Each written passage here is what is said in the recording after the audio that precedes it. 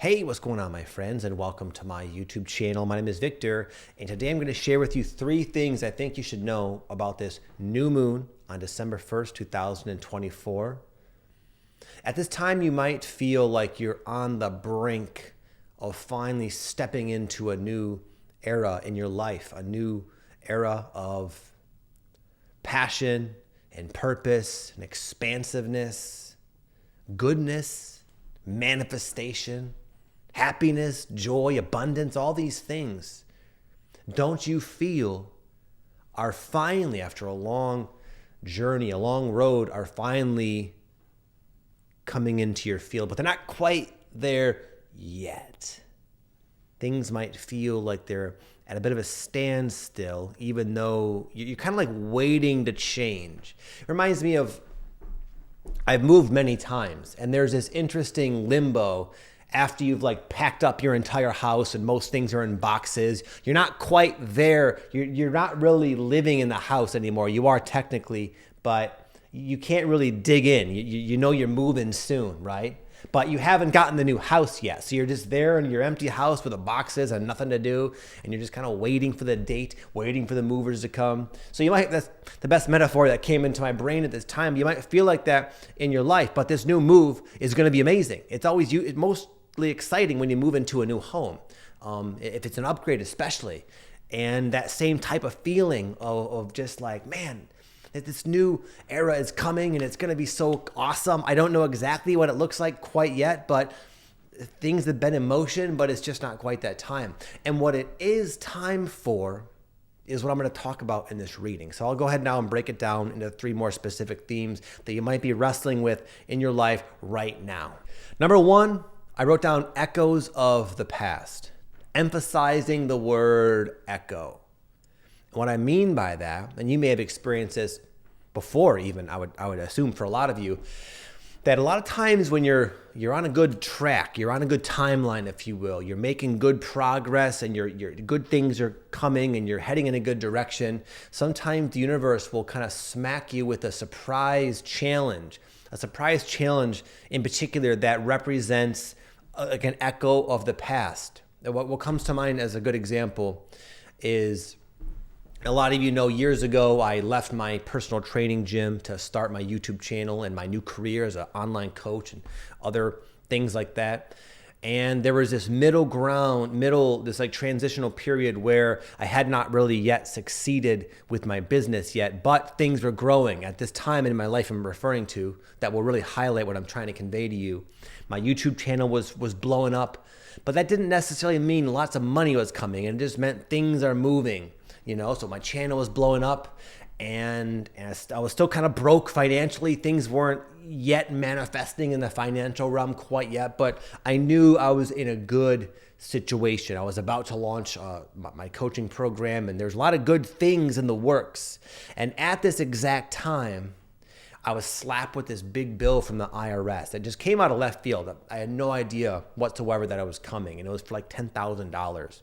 And at this time, I was not making enough money as it is just to pay my bills and to feed my family. I was having to pretty much pay off most things on credit cards that I could not pay off. I was racking up credit card debt, and here I was. Things are going good. I could feel it. It's in the air.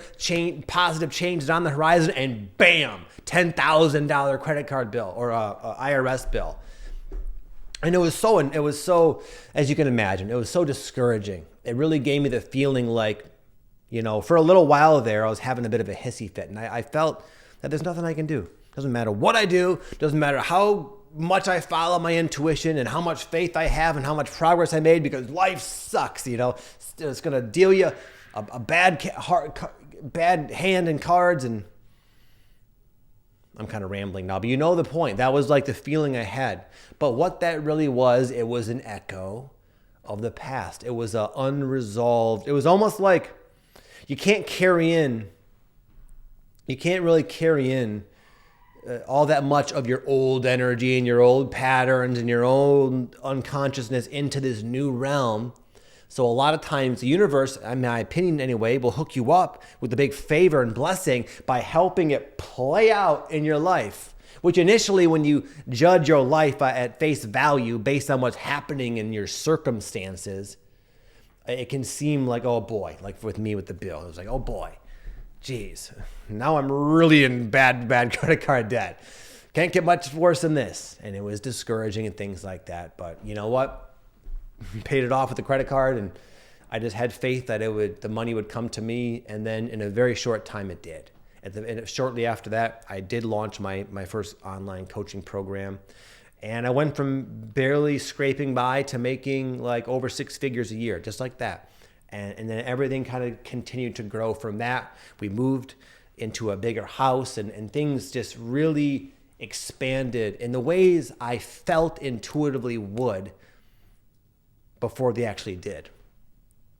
So if you're experiencing any echoes of the past, maybe you're attracting a certain person into your life that has the qualities of, has a temperament that's awfully familiar, and they're there to challenge you but also teach you something.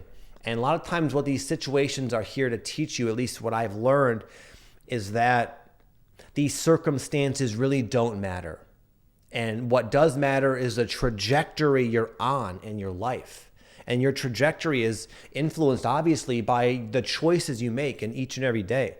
And if you've been making good choices and you've been looking at yourself and working on yourself and doing the inner work, taking the leaps of faith as guided by your spirit and following the things in life that are calling to you and that resonate with you, then it doesn't matter what old aspects of your past are sort of thrown into your face, because you have momentum now and you're going to move through them. And what you might learn in this process is that you also might realize you don't have to even necessarily react the same way you used to. Even when that credit card bill came, or the IRS bill I mentioned, I had a freaking meltdown, for like 5-10 minutes,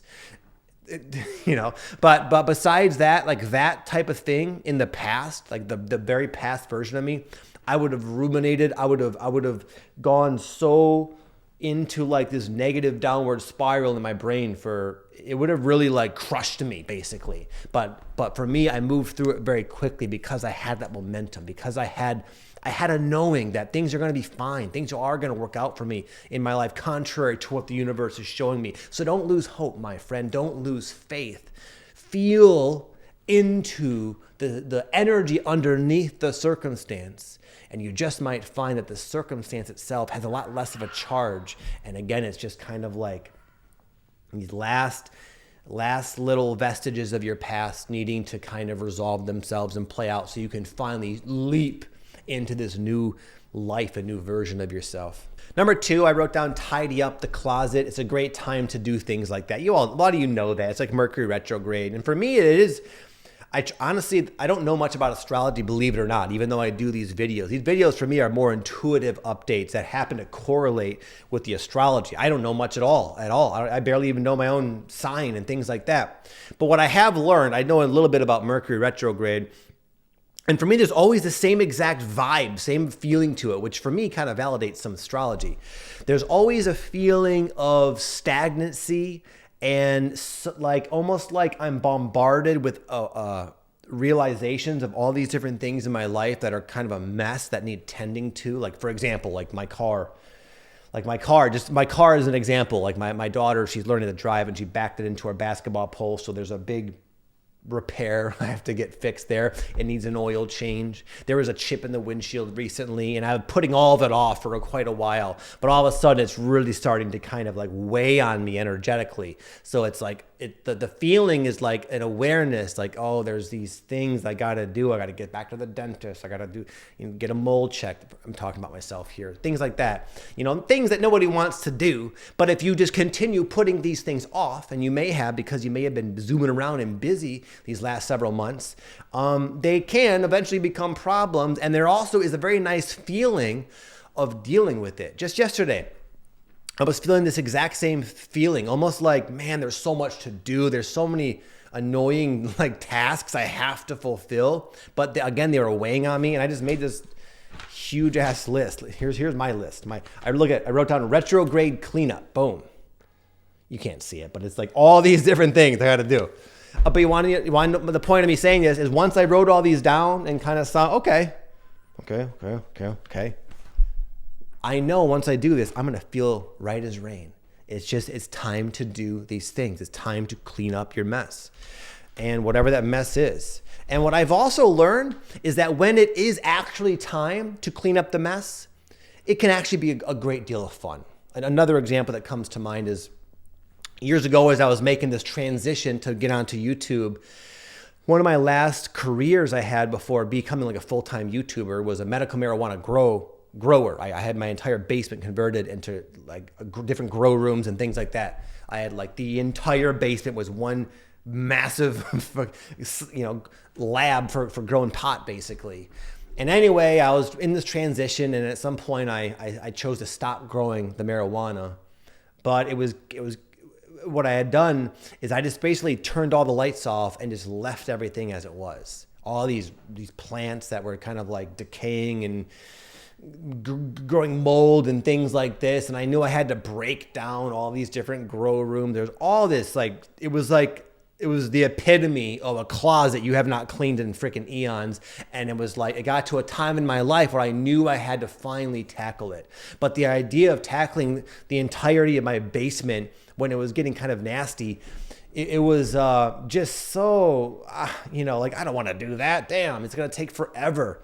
But what I did, and my point of telling you this, once it came time when I knew it was time to kind of start chipping away at that, I went down there and I chose just to make the most of it. I remember in particular listening to this awesome audiobook called Mastery by Robert Greene. And I remember the audiobook was it's kind of about following your purpose and things like that. You all might like it. It was about that. And I remember like how enjoyable it was to be in the basement, just me and working with my hands, breaking down stuff, cleaning up messes, listening to this badass book.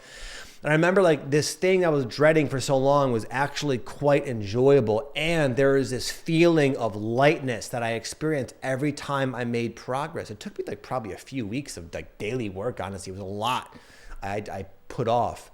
But there was such a sense of accomplishment each and every day.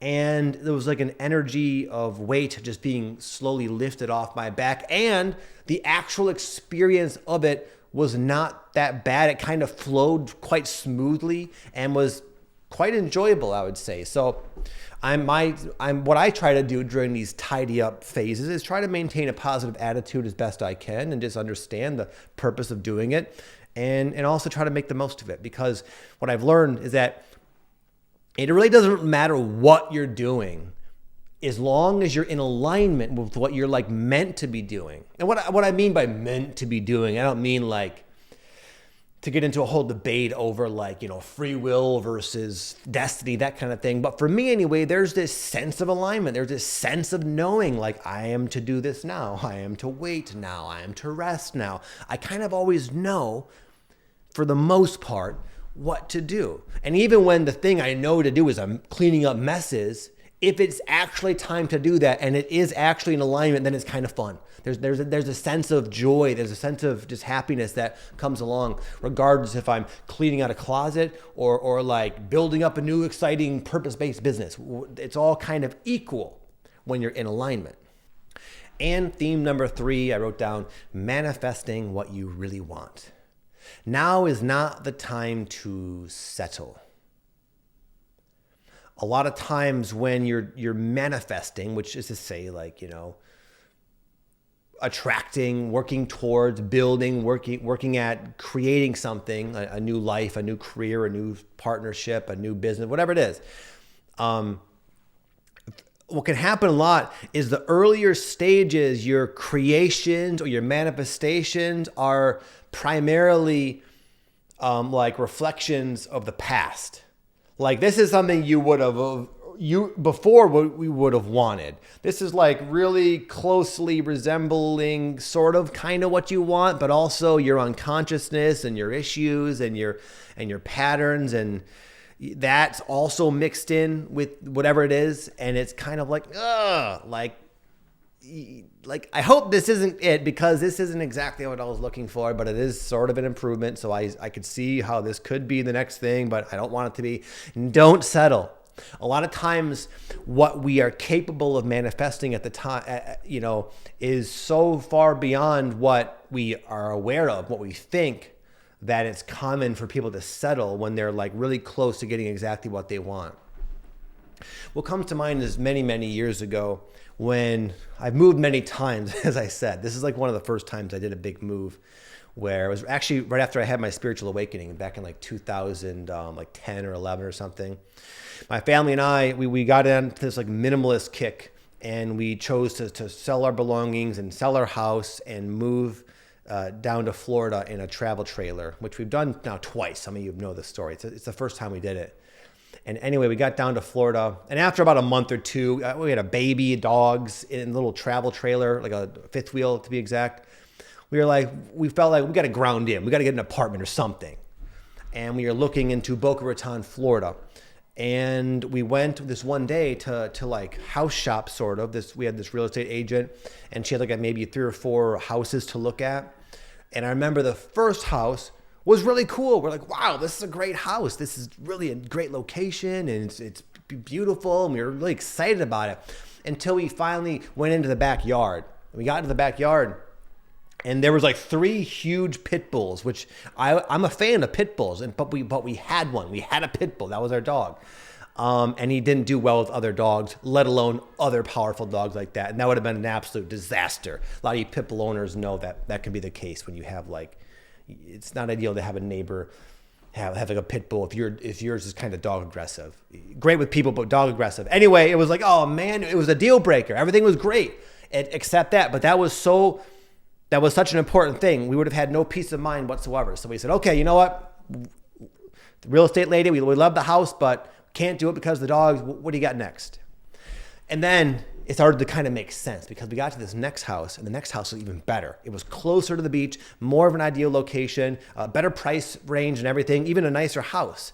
And we were like, wow, this is why those dogs were there, because we needed this house. This was meant for us, you know? And we were so excited until we finally went up into the master bathroom, and the ceiling had completely caved in. I kid you not. Like, no one even knew about it. We were the first to discover it. The entire ceiling gone. I don't know what the hell it was, but the agent was like, this ain't gonna be ready for any time soon to move into. And we were like, oh, trying to keep the faith, you know. We were like, fine, man, this is getting hard, but we knew we were meant to move there. We felt it. Okay, you know, and we had these weird experiences basically. And then finally, the third, I think the last house we were to look at that day, we noticed how much closer it was to the beach. And it was in like this old neighborhood that I was familiar with because I used to live there before then. And I was so excited. And I thought, man, this is the exact area. This is the area I want to live in. This is why there was the dogs. This is why there was a freaking skylight where there wasn't supposed to be in the other house, because we were meant to move into this house. And we pull up to the house. I'm so excited. I'm like, I was like, this has got to be the one. I had that feeling. And sure enough, this dude, he walks down the driveway and he looks kind of like suspicious. He's like, can I help you? Can I help you? We're like, yeah, we're here to look at the house. He was like, oh, sorry. I just rented it today. It was unavailable, unbeknownst to us. And I remember like going back to, we were staying at like a hotel because we had to like drive a ways to get to look around for the houses. I remember going back to the hotel feeling just pissed off, just like really discouraged basically, because we had driven a long way, all the way across Florida. It's not that far actually. We drove across Florida just for this particular day. We had to get a hotel, just look at these few houses. We were really hoping to find a house. We weren't that picky. But we couldn't do it with the dogs. We couldn't do it with the ceiling. The other dude took the other house, and we were like, what are we gonna do now? Higher self, what the heck? What's with this bullshit? We were pissed, my wife and I felt like abandoned by my spirit team. I felt like destined to move here, and it wasn't working out. And then, as I was like, ruminating in this hotel room, the real estate lady, she sent me a text message, and she said, I think I found the house. She said, but it's $15 a month more than you were willing to pay. I was like, okay, whatever, $15 a month. Fine, I can live with that. So I had to stretch a little bit, not much. And sure enough, I remember like the drive over there, seeing where this house was on the GPS, where it was like pretty much on the ocean almost. I remember like seeing nothing but blue on my GPS because it was so close to the water, and we were so excited. And this house it was better and nicer than all the other ones, only 15 bucks more a month. It was in a location that was so ideal, I didn't even think was possible. I didn't think our budget would allow it. There's all these really huge like mansions near us, and then our little house that was perfect for us. It was so perfect. Thank goodness we did not settle. So that's just my little story for hopefully inspiring you to keep the faith and to know that you're a powerful co-creator. And if you've been on this good trajectory, as I've been talking about, doing the work, looking at yourself, taking the leaps of faith, you will usually, in my experience, be very surprised at what you're actually capable of creating in your life. Because and that's why I think there's this sort of transitional limbo phase where it's kind of wishy-washy. It's because it's got to be completely divorced from the past. And it can be. But as you're like in, giving birth to this new life, it's like old echoes of the past can come up, little problems, little hiccups. And it's really very common here, I think, for people to kind of get stuck. But I'm telling you, just to keep going, keep dreaming big, my friend. Know you deserve it. Know you are powerful beyond measure of having whatever your dreams are set on. You can go beyond that. And now is not the time to settle. Now is the time to just keep going forward and keep doing what you've already been doing, my friend. Just don't give up yet. All right? With that said, you have an amazing day. Thank you so much for watching, and we in touch. Peace.